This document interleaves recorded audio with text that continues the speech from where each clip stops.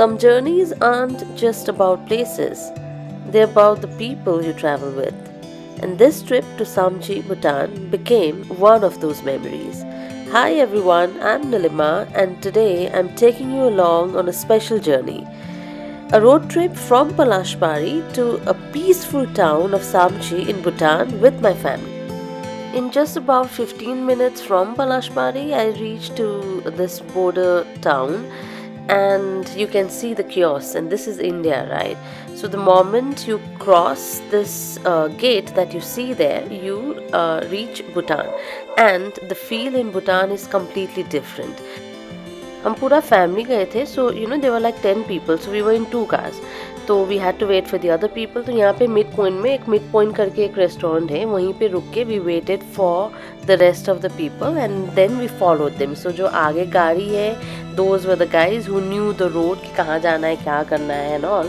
So we just traveled together and look at the entire road in itself, right? There's so much of greenery और road में भी कुछ ऐसे गंद नहीं है. It's very very clean.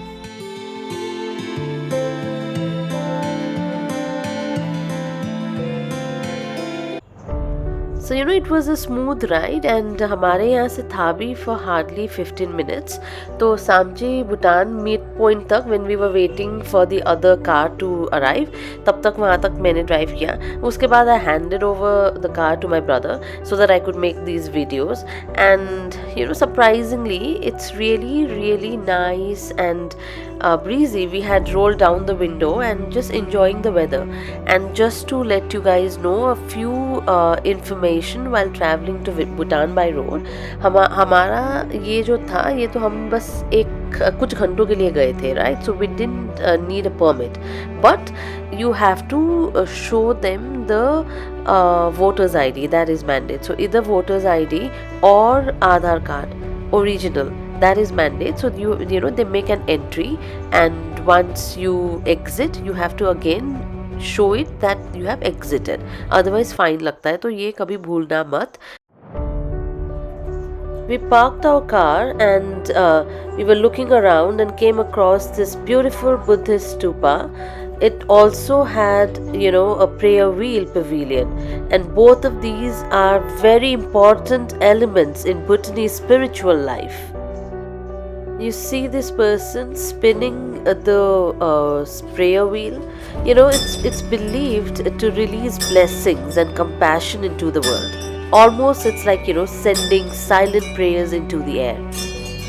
This tall white structure that you see, it is a chotan. It symbolizes the mind of the Buddha, and people walk around it clockwise as a form of meditation, prayer. So most of them, they carry those prayer beads that you see in this lady's hand, and then they chant walking around in circle.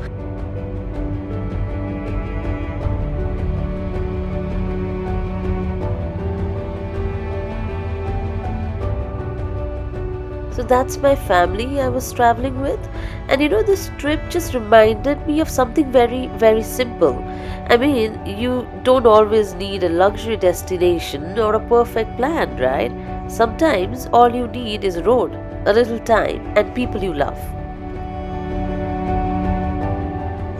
Those are my brothers trying to copy the Beatles, and I am the photographer.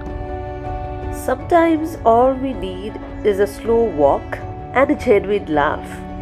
In the rush of life, we forget to actually live. My trip to Samtse was a genuine reminder. Not everything needs to be taken so seriously.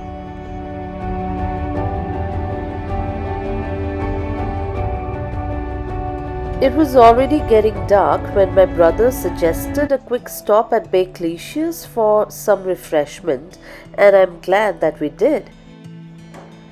On the way, we stumbled upon an open gym, and suddenly everyone was a child again. Even my mom couldn't resist. She got on the swing just like little Aishu, my cousin's daughter, reliving her childhood in the simplest way. After some fun at the open gym, we finally walked into Bakelicious. The place had a nice vibe, but I felt that the food didn't quite live up to it.